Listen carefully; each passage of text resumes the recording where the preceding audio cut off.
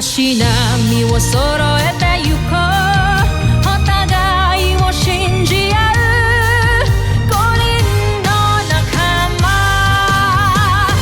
バルテス5に預けた命飛ぶぜ宇宙の果てまでもみんなの笑顔持ち帰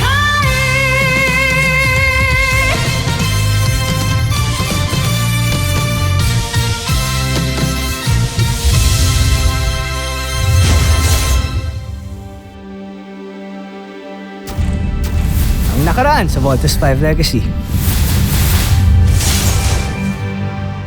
I know you. So ikaw palang spy dito. Di ako nagtatrabaho para sa mga Bosanians. Sa ibang ahensya ako nagtatrabaho. Hatian kita sa kikitain ko dito. I don't need the money, but I need something else. Tutulungan mo akong mawala si Jamie Robinson sa Voltes Team. Muntik ka nang mapatay ni Apable. Siya nga yung traidor na nagtatangkang pumatay sila. We believe na may kasabwat si Apable dito sa kampo. Ayaw niya mabisto siya kaya niya pinatay si Apable. Tignan mo ito, General Zatra. Ang mikrobyong ginawa ko. Hindi ba delikado rin yan para sa atin? Mag-iingat ka. Tanging tayo lamang, taga-Bozan, ang hindi tinatablan ng mikrobyong ito. Ito ang gagamitin ko upang matuklasan ang lihim ng Voltes Team. Defense Command! I'm under attack sa labas ng perimeter ng camp! Send backup now! Itagal kong hinintay ang pagkakataon ito upang ako mismo ang papasok sa'yo.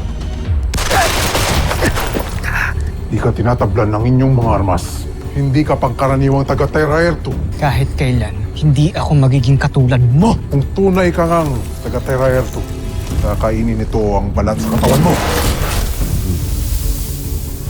Kung isa ka mang taga-Busa, isa kang walang kwentang alipin. At kailangan mo nang matay! Sila sila! Kailangan ko mag-ulat kay Prinsipe Sardos. Hindi ko pinulot yung singsing na yun, Bert. Sana hindi ako nawala sa sarili ko. Hindi mo kasalanan yun. Kasi kahit makaligtas si General Robinson, mamamatay pa rin siya kasi meron siya malubhang sakit.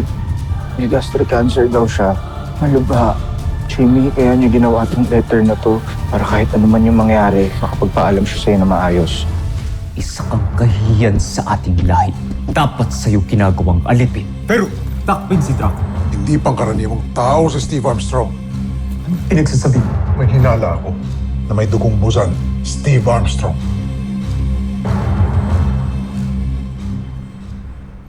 Hindi ho namin siya nahuli. Bigla na lang siya nawala. Pasensya na, Dr. Hook. We failed to capture the enemy. No need for apologies.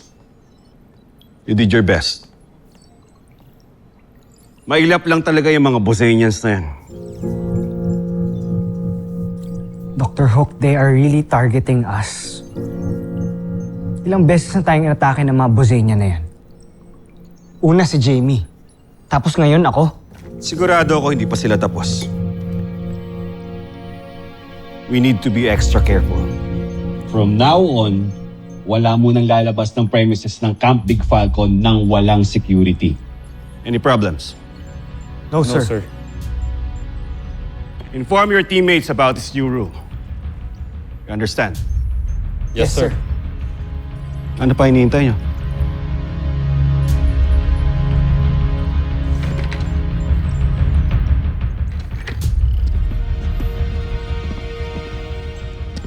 Mark, maraming salamat sa pagtulong mo sa akin kanina.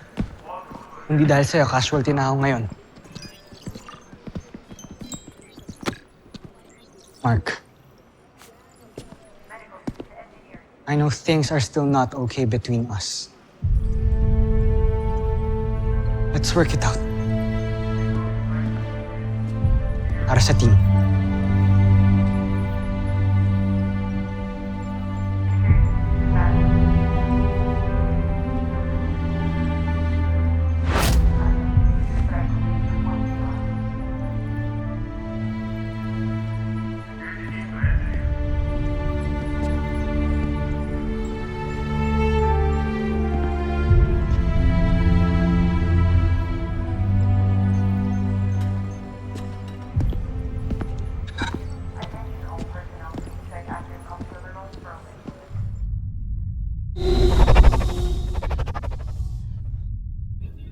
Maaaring may posibilidad na kaya hindi natin magawang talunin ng Voltes 5 ay sapagkat kauri natin sila. Hindi sila taga-Buzan. Nakasama ko sila sa lupa, kaya alam kong hindi natin sila kalahi.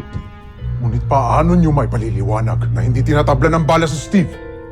O ng bakterya ang inilagay ko sa kanyang balat? Bakterya. Mahal na prinsipe, matagal ko ng kutob na hindi pangkaraniwang nilalang ang mga piloto ng Voltes 5. Kaya't gumawa ako ng isang uri ng bakterya na tanging tayong mga taga-Buzan lamang ang hindi tinatablan. Ginawa ko ito upang suriin at subukan ang mga piloto ng Voltes 5. Kung tunay ngang tao si Steve Armstrong, agad ay mamamatay siya gamit ang bakteryang ito.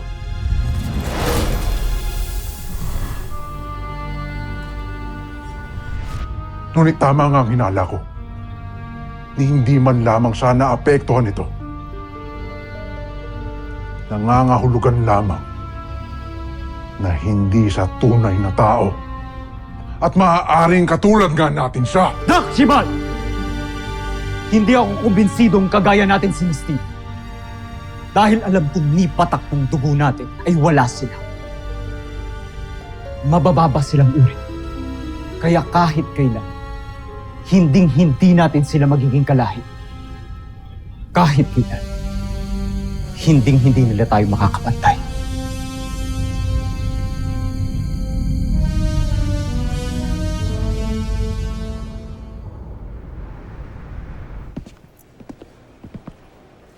Mukhang sikat na naman tayo ha.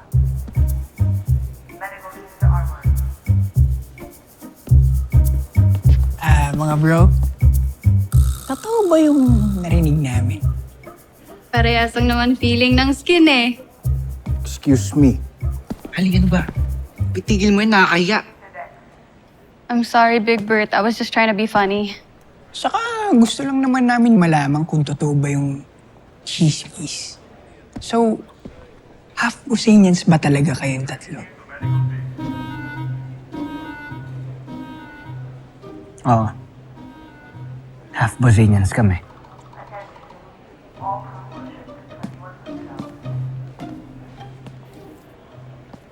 For me, it doesn't matter kung half Buzanians kayo hindi.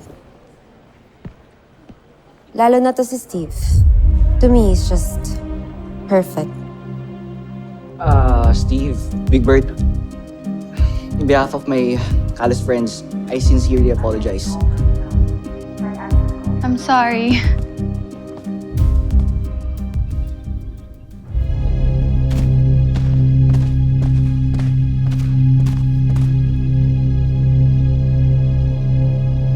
Maniwala ka sa akin, Sandra. Hindi pangkaraniwang nilalang si Steve Armstrong. At maaaring pati ang kanyang mga kapatid. Kung totoo nga ang sinasabi mo, wala silang sungay. Huwag mo sabihin, galing sila sa dugo ng mga alipin. Hindi ko rin alam. Ngunit hindi ba't matagal na nating natuklasan na dito sa Terra Air 2, tumakas at nagtago si Rothgar? Maaaring sa kanya nang galing ang dugong Buzan ng magkakapatid. Maaaring may relasyon ng magkakapatid kay Rothgar.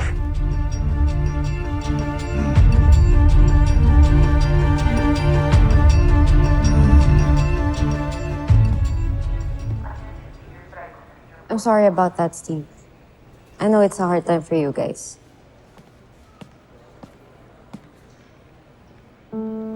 Jenny. Sorry, I was just looking for Anna. Wait lang. Sama mo kami dito.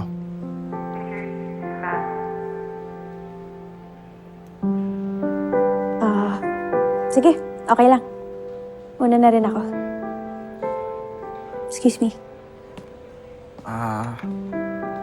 Kuya, alis na rin pala ako. Marami pa akong importanteng gagawin. Good luck. Goodbye.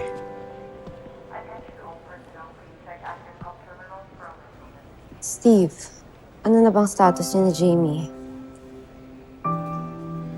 Di ba sinagot ko na yan, di ba? Sila ni Mark yung nagka-status, hindi kami.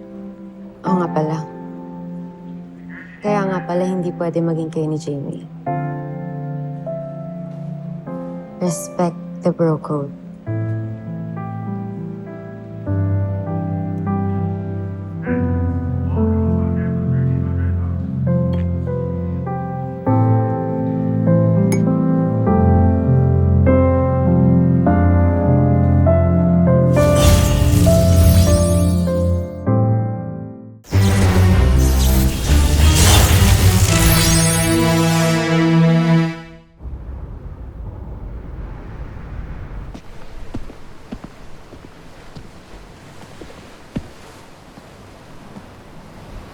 Jamie, I'm sorry about what happened to your dad. Thank you. Jamie! Hindi naman pwedeng lagi mo akong iniiwasan ng ganito. We're teammates. Exactly, Steve. We're teammates. So for as long as ginagawa ko yung trabaho ko, I don't owe you anything. Jamie, look, I'm trying. No need, Steve. Okay na ako sa ganito lang tayo. Strictly professional. Para hindi na rin ako umasa. So you better manage your expectations too.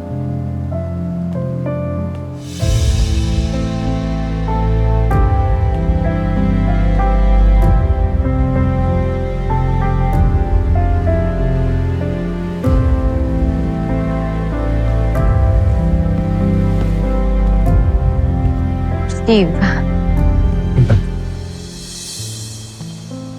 Steve, hayaan mo na lang kasi siya. Ako na lang. Ako na lang yung bigyan mo ng atensyon. Ava, I don't wanna sound rude. Pero we're not together anymore. Okay? So, pinaasa mo lang ako. Bakit naman kita papaasahin, Ava? Of course, hindi ko gagawin yun. Look, if nakapag-send man ako ng wrong signal sa'yo, I'm sorry.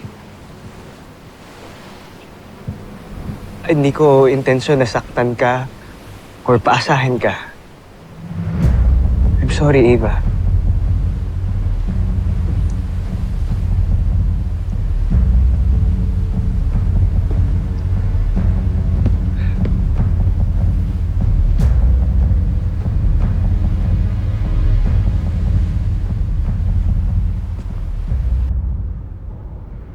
Kamusta yung investigation sa attempted assassination kay Jamie dati? Hindi pa tapos ang kaso na to, lalo na may pumatay dun sa suspect. May lead na ba kayo? None yet, Doctor. Pero hindi kami tumitigil sa pag-investigate. Mukhang matatagalan pa. Pero I assure you na madadakip din namin yung traitor na yan dito sa camp. Very well, Edwards. Dismissed. Thank you, sir. Let's go.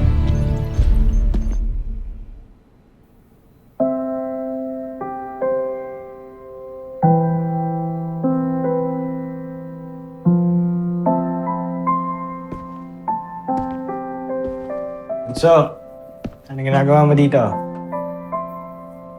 Tinitignan ko lang yung mga lumang gamit ni Papa. Kaya naalala ko na naman kasi siya eh. Sila ni Mama.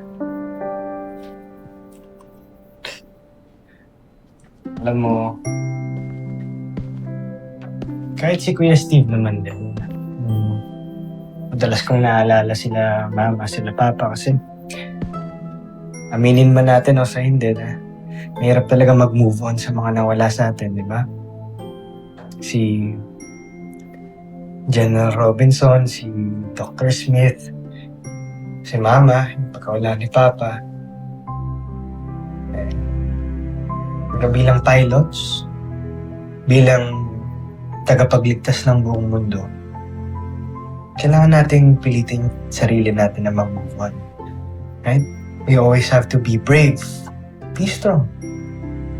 Opo, kuya. Pero kuya, naaalala pa rin kaya tayo ni Papa? Sa tingin mo, naiisip niya pa rin tayo kung nasan man siya ngayon? Oo naman. Panigurado yun. Lagi niya tayong iniisip. Alam mo, kahit may dugong Buzenian si Papa, mabait naman siya ng Buzenian, di ba? So, 100% palagi niya tayong iniisip. Ngayon lang nag-sinkin sa akin to, kuya.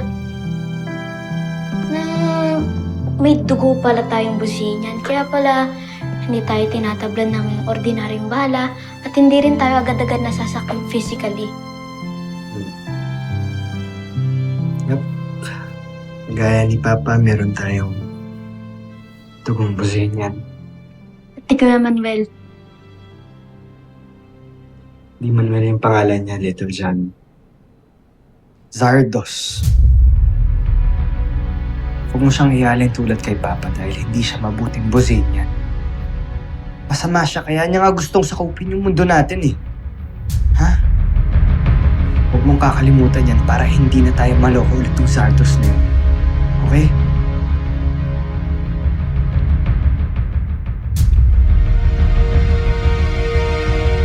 Nice.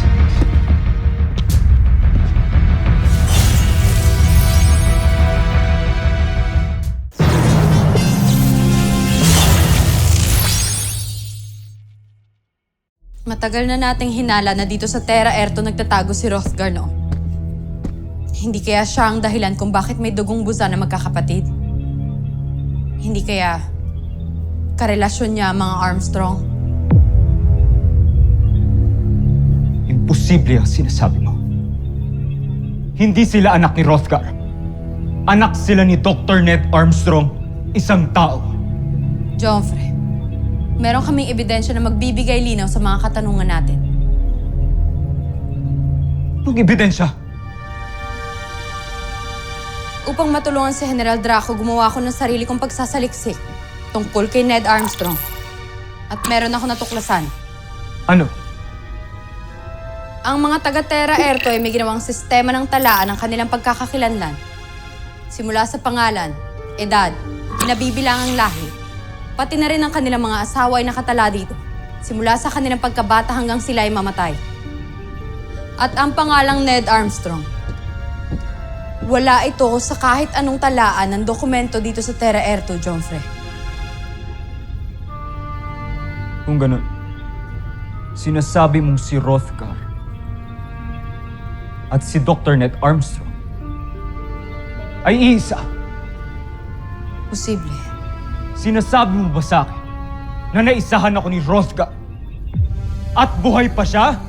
Na hindi ko pa siya napapatay? Na nasa katauhan siya ni Dr. Ned Armstrong? Kamahalan, hindi yun ang ibig namin. Tama na! Huwag niyong ipilit ang imposible!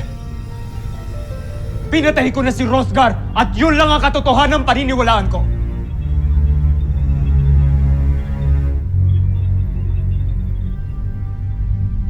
Sa halip na mag-isip kayo ng kung ano-anong kalokohan, mag-isip kayo ng paraan kung paano natin tuluyang mapapasta ang ating mga kaaway.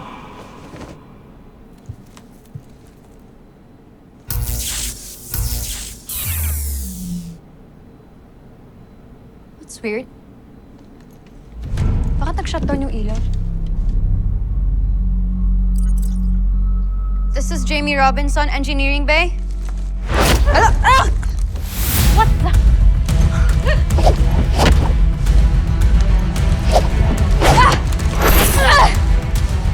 Who are you and why are you doing this?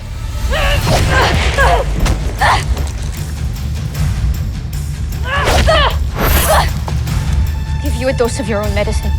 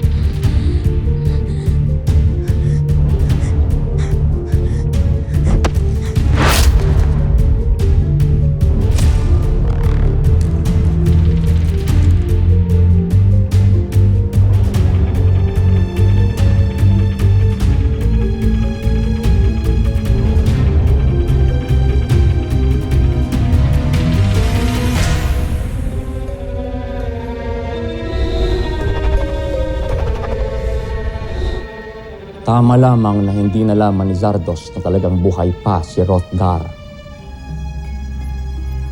At ito si Ned Armstrong. Kaya bago pa niya malaman ng lahat, Joffrey, kailangan na mapigilan si Zardos sa pagtatagumpay. Iwan niyo muna kami!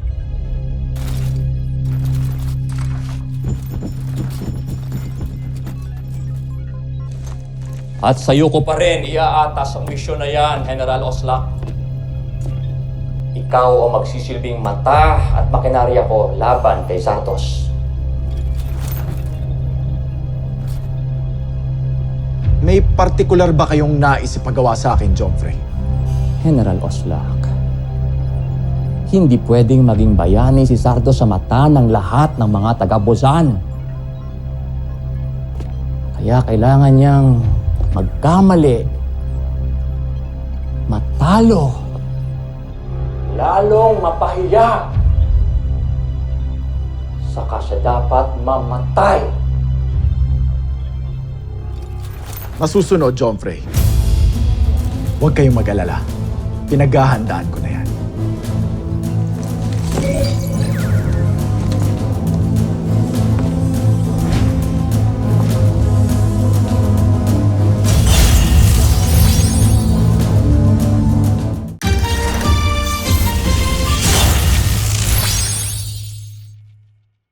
Hindi siya pwedeng mawala.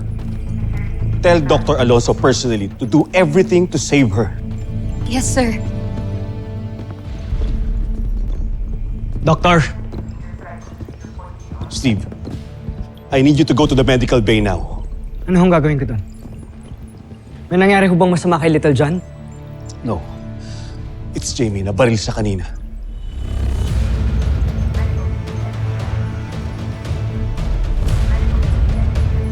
Oh!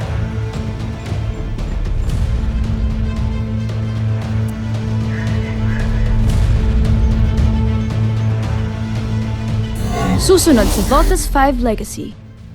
I can't lose you. I kept pushing you away. Not because hindi kita gusto, pero kasi natatakot ako eh. Takot akong malaman mo yung nararamdaman ko sa'yo. Simula na ng pag-angkin natin sa planetang Terra Air 2, tikman niyo ang bangis ng aming ikakalat na mikrobyo sa inyo. Just because we had a few little misunderstandings, eh, papatay na ako. May ebidensya ka ba? Nurse! Si Jamie! Doc! Jamie. Patient is crashing. Jamie. Calling Code Blue. Jamie! Prepare to escalate. Dr. Hook, what's happening? Aatake ang mga Bosenians. Malaking pag-atake ito. Hindi pa rin ho kami mabubuo ngayon. Ako pong sasama. Umpisahan ang ating pagsalakay.